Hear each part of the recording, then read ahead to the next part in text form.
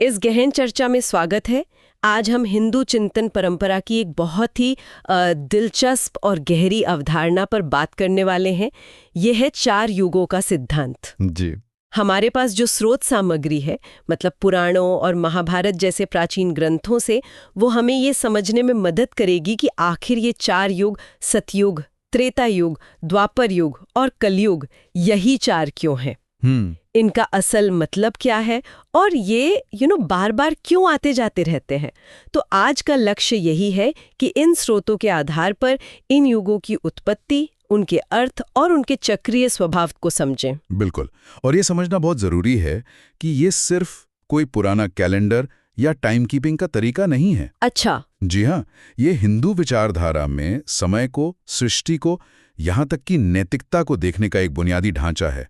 ये समय को वैसे नहीं देखता जैसे आजकल ज्यादातर देखा जाता है, मतलब एक सीधी रेखा में। हाँ, एक शुरुआत और एक अंत वाली रेखा। सही। यहाँ समय को एक चक्र यानी काल चक्र के रूप में देखा जाता है।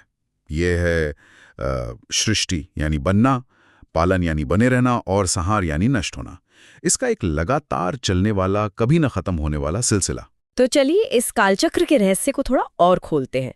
ये 4 युगों का विचार मतलब सबसे पहले कहाँ से आया? आपने जैसे बताया, हमारे स्रोत जैसे श्रीमद् भागवत पुराण है, विष्णु पुराण और जाहिर है महाभारत, इनमें इसका जिक्र है। जी, विस्तार से जिक्र है। नाम तो हम सब ने सुनी ही है, सतयुग, त्रेता युग, द्वापर युग, कलयुग।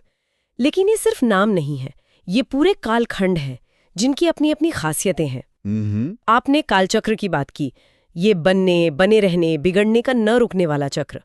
ये सीधी रेखा वाले समय से अलग कैसे है? मतलब क्या फर्क है? हाँ, ये बहुत महत्वपूर्ण अंतर है। देखिए, जो रेखिक समय की अवधारणा है वो मानती है कि समय एक बिंदु से शुरू हुआ और बस आगे बढ़ा जा रहा है, एक अंत की तरफ। हाँ। और पर नया है, जो बीत गया वो वापस नहीं आएगा। लेकिन कालचक्र का सिद्धांत कहता है कि समय चक्रीय है, जैसे मौसम बदलते हैं ना। जी बिल्कुल, गर्मी, बरसात, सर्दी। हाँ, और फिर वसंत, और फिर से वही चक्र। उसी तरह ब्रह्मांडीय स्तर पर युग बदलते हैं। सतयुग के बाद त्रेता, फिर द्वापर, फिर कलयुग। और फिर कलयुग के बाद? और कलयुग के अंत के बाद फिर से सतयुग का आरंभ। ये चक्र अनादि और अनंत माना गया है। ये एक तरह से ब्रह्मांडीय संतुलन का प्रतीक है, जहां अच्छा और बुरा, उत्थान और पतन, दोनों ही इस बड़ी व्यवस्था का हिस्सा हैं। ये दिलचस्प है कि पतन को भी व्यवस्था का हिस्सा माना गया है। अच्छा, अब मेरा सवाल ये है कि इन युगों को 4 हिस्सों में ही क्यों बांटा गया? मतलब सिर्फ 4 ही क्यों? क्या कोई खास वजह बताई गई है इन ग्रंथों में? हाँ, और यहीं पर यह अवधारणा और भी गहरी हो जाती है। इन ग्रंथों के हिसाब से इन 4 युगों का सीधा संबंध है धर्म से। धर्म से? जी। अब यहाँ धर्म का मतलब सिर्फ पूजा पाठ या रिलीजन नहीं है। इसका अर्थ बहुत व्यापक है। कर्तव्य, नैतिकता, सदाचार, वो नियम जो इस पूरी सृष्टि की व्यवस्था को बनाए रखते हैं। अच्छा। तो स्रोत बताते हैं कि धर्म के 4 पैर या 4 स्तंभ माने गए हैं। 4 स्तंभ? जी। कौन कौन से? सत्य, तप यानी अनुशासन और आत्मसंयम, दया यानी करुणा, और दान यानी परोपकारिता। सत्य, तप, दया, दान, ठीक है। तो माना यह जाता है कि ये 4 युग इन्हीं 4 स्तंभों की स्थिति को दर्शाते हैं। हर युग में इनकी मजबूती अलग अलग होती है। अच्छा, तो मतलब हर युग में इन स्तंभों की संख्या या ताकत बदलती रहती है? बिल्कुल सही पकड़ा आपने। ग्रंथों में यही बताया गया है। जैसे सतयुग में धर्म अपने चारों पैरों पर मजबूती से खड़ा होता है, यानी सत्य, तप, दया, दान, ये चारों स्तंभ पूरी तरह से मजबूत होते हैं। इसीलिए सतयुग को स्वर्ण युग, सत्य का युग कहते हैं। वहां अधर्म लगभग होता ही नहीं है। फिर आता है त्रेता युग। इसमें धर्म का एक पैर कह लीजिए कमजोर पड़ जाता है, 3 स्तंभ ही मजबूत रह जाते हैं। तो कौन सा स्तंभ कमजोर होता है? ग्रंथों में अलग अलग व्याख्याएं हैं, पर मुख्य बात यह है कि पूर्णता में कमी आती है। यहाँ पुण्य कर्मों में थोड़ी कमी आने लगती है। लोगों में अहंकार, दिखावा, ये सब बढ़ने लगता है। अच्छा, तो ये एक तरह से धीरे धीरे गिरावट है। सतयुग में 4, त्रेता में 3, तो द्वापर और कलयुग में? हाँ, तो द्वापर युग तक आते आते धर्म के केवल 2 स्तंभ ही मजबूती से टिके रह पाते हैं। सिर्फ 2? जी। यहाँ सत्य और तप का क्षय और ज्यादा हो जाता है। अच्छाई और बुराई के बीच संघर्ष बहुत बढ़ जाता है। रिश्ते जटिल होने लगते हैं। लोगों में शक, लालच, ये भावनाएं बढ़ने लगती हैं। और फिर अंत में आता है कलयुग, जिसके बारे में कहा जाता है कि हम अभी उसी में जी रहे हैं। हाँ, इस युग में धर्म सिर्फ एक पैर पर खड़ा रह जाता है, और वो स्तंभ भी जो कि सत्य माना जाता है वो भी बहुत कमजोर अवस्था में होता है। सिर्फ सत्य, और वो भी कमजोर। हाँ, ऐसा वर्णन मिलता है। यहाँ तप, दया और दान का तो भारी क्षय हो जाता है। अधर्म, अन्याय, लालच, झूठ, पाखंड, इन सब का बोलबाला हो जाता है। ये तो वाकई ऐसा लग रहा है जैसे रोशनी धीरे धीरे कम होती जा रही हो। हर युग के साथ नैतिकता का स्तर गिरता जा रहा है। जी। लेकिन हमारे स्रोत शायद ये भी कहते हैं कि ये सिर्फ गिरावट की कहानी नहीं है, ये मानव स्वभाव के पतन और फिर उसके दोबारा उठने का भी प्रतीक है। बिल्कुल, ये सिर्फ निराशा का चित्रण नहीं है। पर अगर गिरावट इतनी तय है तो ये चक्र रुक क्यों नहीं जाता? मतलब कलयुग के बाद हमेशा के लिए अंत क्यों नहीं? ये बार बार दोहराता क्यों है? ये एक बहुत ही अहम सवाल है, और इसका जवाब हमें फिर से कालचक्र के सिद्धांत और वो जो दैवीय व्यवस्था की बात हमने की थी उसी में मिलता है। अच्छा। ग्रंथ बताते हैं कि ये चक्र इसलिए दोहराता है क्योंकि ब्रह्मांडीय संतुलन को बनाए रखना जरूरी है। जब अधर्म बहुत ज्यादा बढ़ जाता है, जब धर्म लगभग खत्म होने लगता है, तो व्यवस्था खुद को ठीक करती है। खुद को ठीक करती है?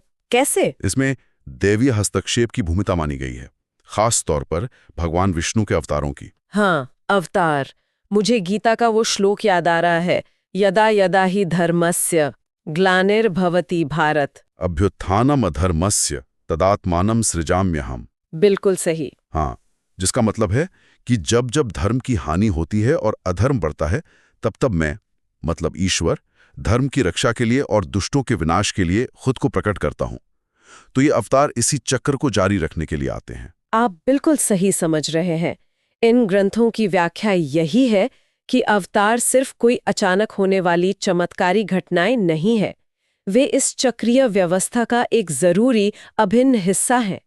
उनका मकसद सिर्फ दुष्टों का संहार करना नहीं, बल्कि धर्म की फिर से स्थापना करना है, ताकि सृष्टि का चक्र वापस सही दिशा में घूम सके। अच्छा। जैसे कलयुग के चरम पतन के बाद माना जाता है कि कल्कि अवतार होगा। हाँ, कल्कि अवतार, जो अधर्म का नाश करके फिर से सतयुग की नींव रखेगा।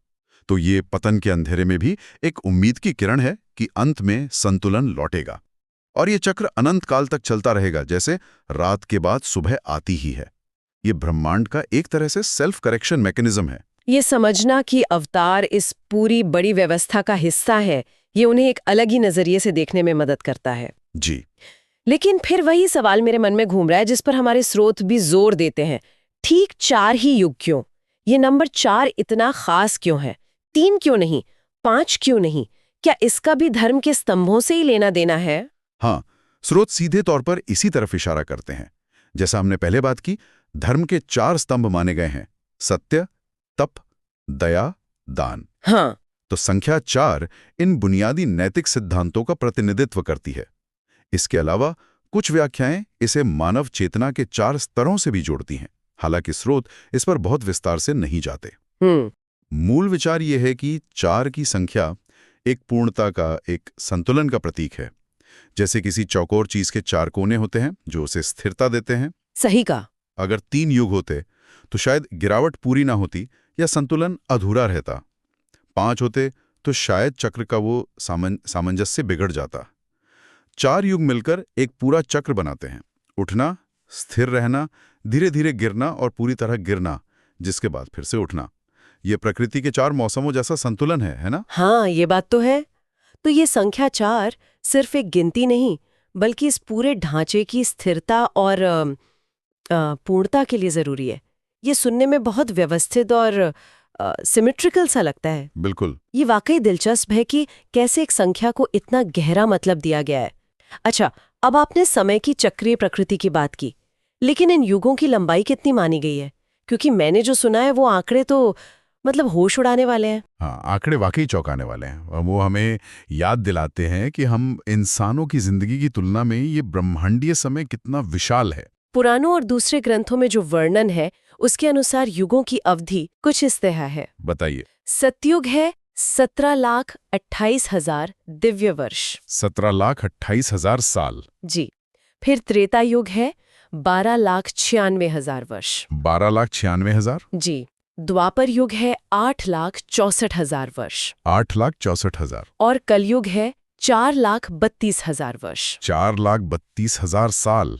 बाप रे, अकेले कलयुगी इतना लंबा? हाँ, और स्रोत बताते हैं कि इन चारों को मिलाकर एक महायुग बनता है। सही कहा। इन चारों युगों की कुल अवधि अगर आप जोड़ें तो 17,28,000 प्लस 12,96,000 प्लस 8,64,000 प्लस 4,32,000, ये होता है 43,20,000 वर्ष। 43,20,000 साल। जी, इसे एक महायुग या चतुर्युगी कहा जाता है। ओह, लेकिन कहानी यही खत्म नहीं होती। और भी है? हाँ, स्रोत बताते हैं कि ऐसे 1000 महायुग मिलकर ब्रह्मा का सिर्फ एक दिन बनता है। 1000 महायुग मतलब 4 अरब 32 करोड़ साल। ये ब्रह्मा का एक दिन है। जी हाँ, जिसे कल्प कहते हैं। और उतनी ही लंबी ब्रह्मा की रात होती है। ये आंकड़े तो सच में दिमाग घुमा देते हैं। वाकई 40 लाख साल से ज्यादा का एक महायुग और ऐसे 1000 महायुग का एक कल्प। जब हम ये संख्याएं सुनते हैं, लाखों करोड़ों साल, तो अपनी जिंदगी, अपना इतिहास, ये सब कितना कितना छोटा और पल भर का लगने लगता है ना? बिल्कुल। ये स्रोत हमें एक बिल्कुल अलग पैमाने पर सोचने को मजबूर करते हैं।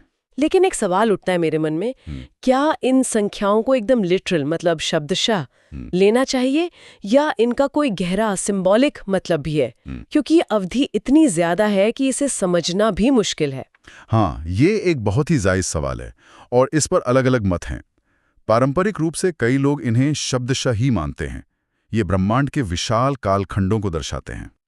ये हमें याद दिलाने के लिए हैं कि हमारी अपनी चिंताएं, हमारी जिंदगी इस बड़े ब्रह्मांडीय नाटक में कितनी छोटी हैं।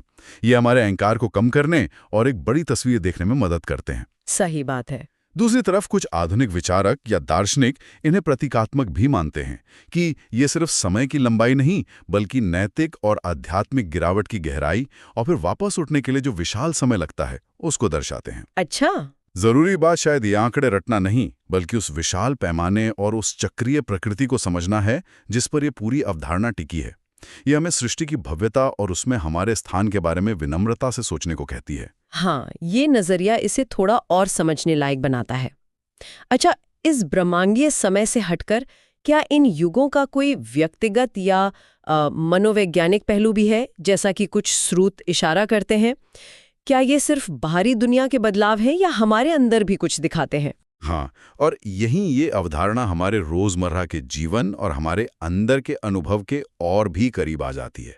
कई स्रोत और उनकी व्याख्याएं ये बताती हैं कि ये 4 युग सिर्फ बाहरी दुनिया के कालखंड नहीं है। तो फिर ये मानव मन की अवस्थाओं या कह लीजिए चेतना के स्तरों का भी प्रतीक है। मन की अवस्थाएं कैसे? हाँ, इस नजरिए से देखें तो सतयुग उस मन की स्थिति को दिखाता है जो पूरी तरह निर्मल है, शांत है, सत्य और पवित्रता से भरा हुआ है, जहाँ कोई कॉन्फ्लिक्ट, कोई नेगेटिविटी नहीं है, जैसे आत्मज्ञान की सबसे ऊंची अवस्था। वाह! फिर त्रेता युग वो अवस्था है जब मन में मैं यानी अहंकार पैदा होने लगता है, इच्छाएं, महत्वाकांक्षाएं जन्म लेती हैं, पवित्रता थोड़ी कम होती है लेकिन अच्छाई अब भी ज्यादा होती है। द्वापर युग मन में गहरे द्वंद्व और संघर्ष की स्थिति है, सही गलत, अच्छे बुरे के बीच लगातार कश्मकश चलती है, शक, भ्रम, अस्थिरता बढ़ जाती है। और कलयुग? और कलयुग मन की वो अवस्था है जहां अज्ञान, स्वार्थ, भौतिकवाद, गुस्सा, भ्रम ये सब हावी हो जाते हैं। इंसान अपनी असलियत से, अपने सत्य से बहुत दूर हो जाता है। अरे, तो क्या इसका मतलब ये हुआ कि हम सब अपनी जिंदगी में या शायद एक ही दिन में कई बार इन छोटे छोटे अंदरूनी युगों से गुजरते हैं? कभी मन एकदम शांत होता है, सतयुग जैसा, कभी इच्छाओं से भर जाता है, त्रेता जैसा, कभी बड़ी दुविधा में रहता है, द्वापर जैसा, और कभी बहुत ज्यादा नेगेटिव या कंफ्यूज्ड, कलयुग जैसा। क्या स्रोत हमें इसी तरह सोचने को कहते हैं? ये एक बहुत ही शक्तिशाली व्याख्या है और कई आध्यात्मिक गुरु और विचारक इसी आंतरिक पहलू पर बहुत जोर देते हैं। सच में? जी हाँ। इस नजरिए से देखें तो ये युगों का चक्र सिर्फ बाहरी दुनिया में अरबों साल में होने वाली घटना नहीं है, बल्कि हमारे अपने अंदर लगातार चलने वाला एक मनोवैज्ञानिक और आध्यात्मिक चक्र भी है। अच्छा। हम अपने कर्मों से, अपने विचारों से, अपनी साधना से अपने अंदर सतयुग जैसी अवस्था को पाने की कोशिश कर सकते हैं, या फिर अज्ञान और नेगेटिविटी में फंसकर कलयुग जैसी दशा में भी रह सकते हैं। ये भी बाहरी चक्र की तरह ही अंधकार से वापस अंदर के प्रकाश की ओर लौटने की एक यात्रा का प्रतीक है, एक नए आंतरिक सतयुग का उदय। ये तो कमाल की बात है। ये इस प्राचीन इतनी विशाल ब्रह्मांडीय अवधारणा को एकदम व्यक्तिगत और रिलेटेबल बना देता है। जी। तो अगर हम आज की इस पूरे चर्चा का सार निकालें तो ये 4 युग सिर्फ समय के टुकड़े नहीं हैं। ये ब्रह्मांडीय और नैतिक संतुलन के एक पूरे चक्र को दिखाते हैं जो धर्म के 4 स्तंभों सत्य, तप, दया और दान से गहराई से जुड़ा है। बिल्कुल। ये चक्र पतन और उत्थान का एक अंतहीन सिलसिला है जिसे दैवीय अवतार संभाले रखते हैं, बनाए रखते हैं। और सबसे दिलचस्प बात ये कि ये बाहरी चक्र हमारे अपने मन की अवस्थाओं और हमारी आंतरिक यात्रा का भी आईना है। आपने बिल्कुल सही सारांश दिया है। वो जो ब्रह्मांडीय नाटक है और जो हमारा आंतरिक अनुभव है वो एक दूसरे से जुड़े हुए हैं। तो आज हमने इन प्राचीन स्रोतों के जरिए 4 युगों की इस जटिल और वाकई आकर्षक अवधारणा को समझने की कोशिश की। उनकी उत्पत्ति, उनकी बनावट, वो विशाल समय सीमाएं, धर्म से उनका रिश्ता, अवतारों की भूमिका और यहाँ तक कि हमारे अपने मन से उनका गहरा नाता। हाँ, और जाते जाते एक विचार शायद श्रोताओं के मनन के लिए छोड़ा जा सकता है। जरूर। स्रोत इस भव्य ब्रह्मांडीय चक्र का वर्णन तो करते ही हैं, पर जैसे हमने बात की वो एक आंतरिक मनोवैज्ञानिक चक्र की ओर भी इशारा करते हैं। तो जरा सोचिए, अगर हम अपने अंदर चलने वाले इन आंतरिक युगों को, मतलब हमारे अंदर सत्य, अहंकार, संघर्ष और अज्ञान के उतार चढ़ाव को पहचानना सीख जाएं, तो क्या ये हमें जीवन की चुनौतियों का सामना करने में, अपने रिश्तों को बेहतर बनाने में और अपने आध्यात्मिक विकास की दिशा में आगे बढ़ने में मदद नहीं कर सकता? बिल्कुल कर सकता है। ये जो स्थूल जगत है मैक्रोकॉस्म यानी ब्रह्मांड, और जो सूक्ष्म जगत है माइक्रोकॉस्म यानी हमारा अपना अस्तित्व, इनके बीच का जो गहरा संबंध है वो वाकई आगे और सोचने लायक है। सचमुच सोचने के लिए एक बहुत गहरा बिंदु। इसी ब्रह्मांडीय और आंतरिक यात्रा पर विचार करते हुए हम आज की चर्चा यहीं समाप्त करते हैं। अगली गहन चर्चा तक